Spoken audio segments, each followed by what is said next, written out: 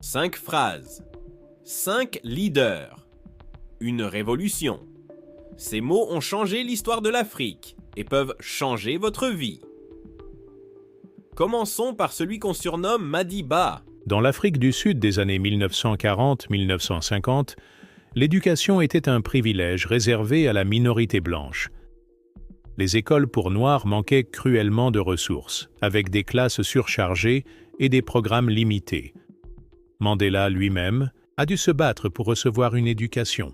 Né dans un petit village, il est devenu le premier de sa famille à fréquenter l'école. Chaque jour de classe était une victoire contre un système qui ne voulait pas voir les Noirs s'instruire.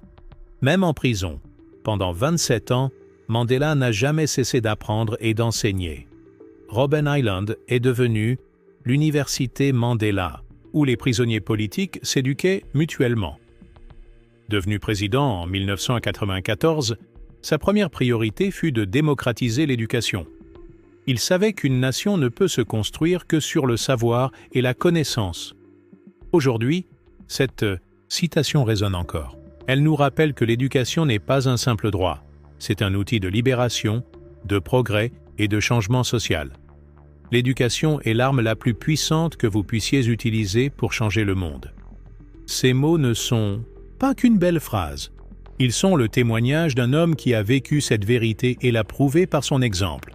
De l'éducation à l'histoire, le prochain leader nous rappelle une vérité essentielle. L'histoire de l'Afrique a été écrite par d'autres. Nous devons nous approprier nos problèmes et nos solutions et écrire notre histoire. Ces mots puissants sont ceux de Paul Kagame, président du Rwanda et voix majeure du renouveau africain. Pendant des siècles, l'histoire de l'Afrique a été racontée par ses colonisateurs.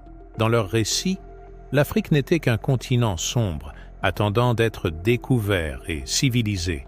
Les royaumes africains millénaires, les innovations technologiques, les systèmes politiques complexes, tout cela était effacé, ignoré, réécrit selon un point de vue occidental. Au Rwanda, Kagame a mis ses paroles en action. Après le génocide de 1994, plutôt que de dépendre uniquement de l'aide internationale, le pays a choisi ses propres solutions. L'Afrique d'aujourd'hui écrit son histoire avec des startups tech révolutionnaires à Lagos, des solutions climatiques innovantes au Kenya, des systèmes de paiement mobile précurseurs comme M-Pesa. Une nouvelle génération d'Africains prend la plume. Ils ne demandent pas la permission pour innover, créer, transformer. Cette renaissance n'est pas un rejet du monde, mais une affirmation. L'Afrique peut et doit être l'auteur de son propre destin. L'histoire de l'Afrique a été écrite par d'autres. Nous devons nous approprier nos problèmes et nos solutions et écrire notre histoire. Ce n'est pas qu'une citation. C'est un appel à l'action qui résonne dans tout le continent. L'histoire de l'Afrique est en train d'être réécrite, cette fois par les Africains eux-mêmes. Et vous, quelle histoire voulez-vous écrire?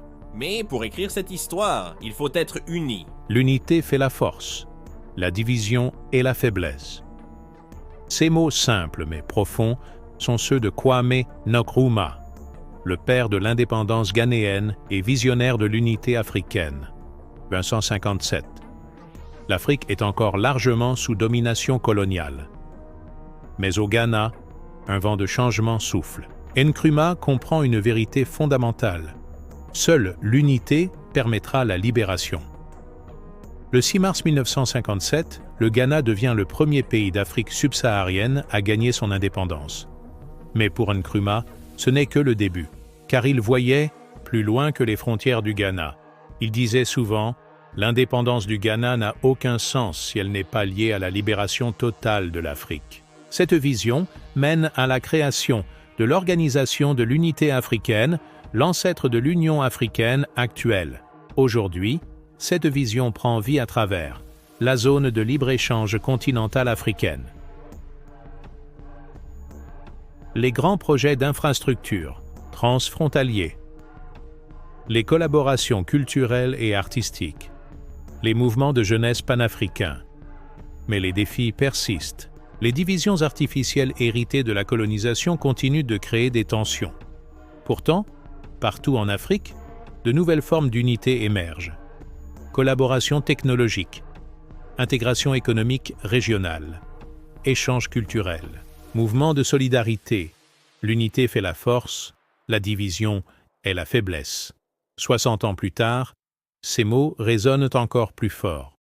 Car l'unité n'est pas qu'un slogan politique, c'est une nécessité pour faire face aux défis du XXIe siècle. Et cette unité, elle ne peut pas attendre? Il n'y a pas de temps à perdre.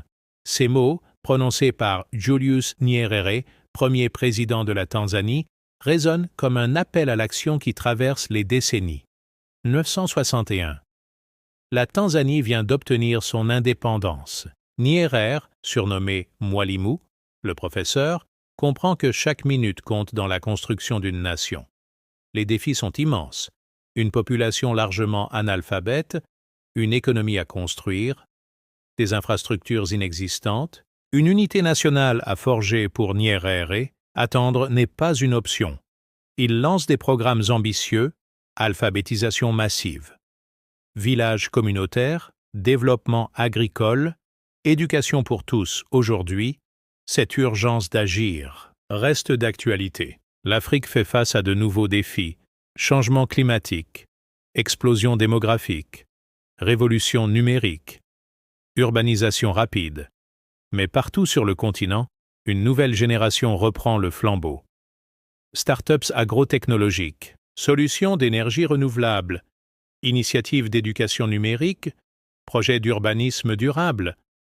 Pour ces jeunes innovateurs africains, les mots de Nyerere résonnent. Il n'y a pas de temps à perdre. Signifie agir maintenant, innover aujourd'hui, construire immédiatement. Car pendant que nous parlons, des forêts disparaissent, des jeunes cherchent du travail, des opportunités se perdent, mais aussi des solutions émergent. Il n'y a pas de temps à perdre. Ce n'est pas de la précipitation, c'est de l'urgence constructive. Séquence finale, image d'action et de réalisation. L'Afrique d'aujourd'hui ne peut pas attendre. Demain, comme le disait Nyerere, chaque moment compte dans la construction de notre avenir. Car le silence n'est plus une option. Tout au long de l'histoire, c'est l'inaction de ceux qui auraient pu agir, l'indifférence de ceux qui auraient dû savoir, le silence de la voix de la justice quand elle importait le plus, qui a rendu possible le triomphe du mal. Ces mots profonds sont ceux de Haïlé Sélassie, dernier empereur d'Éthiopie, 936. Face à la Société des Nations, Sélassie met en garde contre l'invasion de l'Éthiopie par l'Italie fasciste. Son discours est prophétique, mais le monde reste silencieux. Le prix de ce silence, l'Éthiopie envahie, des milliers de morts, l'usage d'armes chimiques. Un précédent pour d'autres agressions, mais l'histoire nous enseigne aussi que la voix de la justice finit toujours par s'élever, les résistants face au nazisme, les militants des droits civiques, les combattants anti-apartheid, les défenseurs des droits humains aujourd'hui encore. Cette citation résonne face aux défis de notre temps. Changement climatique, injustice sociale, violation des droits humains, conflits armés. Car le message est clair. Le mal ne triomphe pas seul, il prospère sur notre silence. Mais partout des voix s'élèvent. Activistes climatiques, journalistes d'investigation, lanceurs d'alerte, défenseurs des droits. Chaque fois que quelqu'un brise le silence, des vies sont sauvées, des injustices sont corrigées. Le changement devient possible. L'espoir renaît. La voix de Sélassie nous rappelle. Nous sommes tous gardiens de la justice. La question n'est plus « que peuvent-ils faire ?» mais « que pouvons-nous faire ?» Pour plus de contenu sur les grands penseurs africains qui ont marqué l'histoire, abonnez-vous et partagez cette vidéo.